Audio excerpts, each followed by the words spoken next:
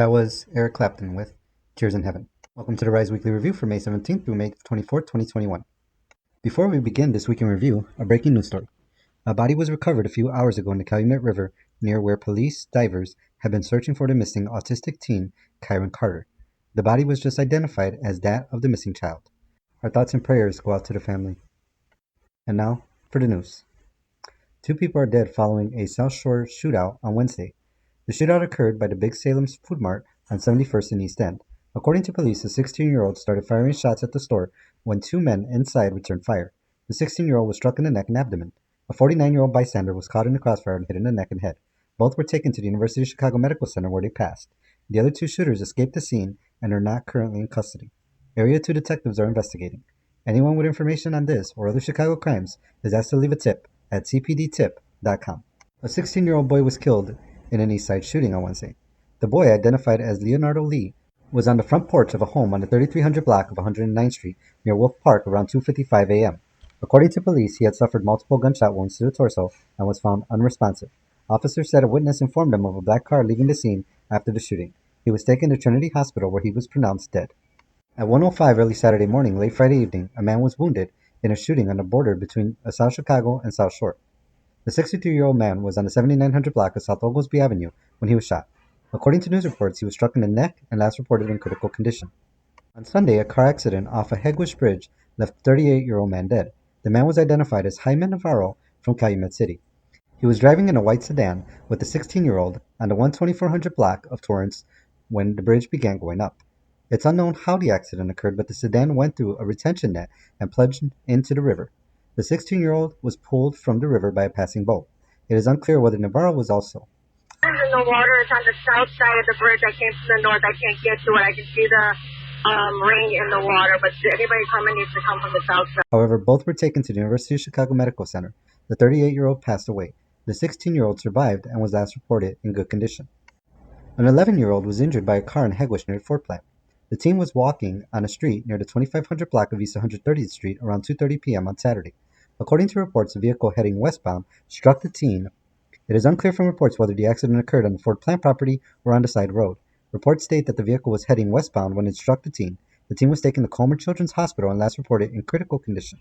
According to police, the driver was not cited for the incident. In national news, during the week, news reports came out about a criminal probe being launched into the dealings of former U.S. President Donald Trump. 2 separate New York prosecutors were conducting an investigation into the former U.S. president's property, company, and financial dealings. In 2019, New York State launched an investigation on claims Trump had lied to both banks and the IRS. Trump reportedly claimed his assets were worth more to secure loans, while telling the government they were worth less to cut his taxes. New York City prosecutors from Manhattan launched an investigation to see if Trump had been paying hush money to 2 women he had affairs with in 2016.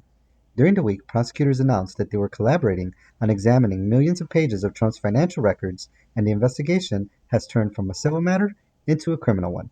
In other local news, Reserve Management Group has launched a lawsuit against the City of Chicago for delaying its permit. The company has been the target of Southeast Side environmental groups for its plans to build a new shredder facility on the east side across the street from George Washington High School. The lawsuit was filed on Monday the 17th and asked the U.S. District Court judge to order Lightfoot to award the permit so the company can begin operations.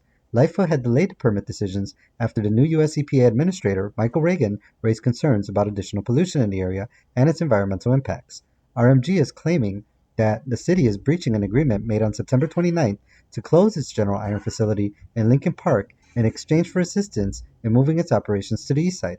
The company has reportedly completed most of the construction of the new facility that it reports was completed at a cost of $80 million. RMG acquired the facility through a deal with the Lepcom family that had extensive ties to former mayors Richard Daley, Rahm Emanuel, and former U.S. Attorney Patrick Collins.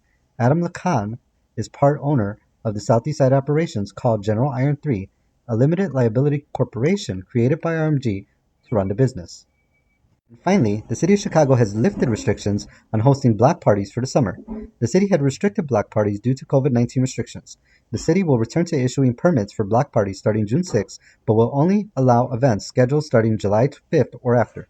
The city has added a requirement that organizers inform nearby neighbors of the party and provide evidence demonstrating approval from a majority of nearby residents. Included in the notice must be a recommendation that people who plan to attend have COVID-19 vaccinations.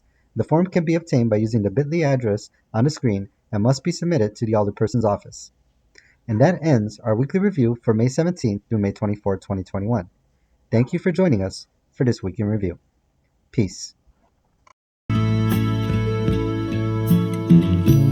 Would you hold my hand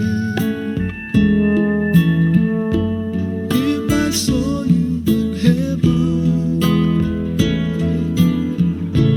Would you help me stand if I saw you in heaven? I'll find my way through night and day, 'cause I know I just can't stay.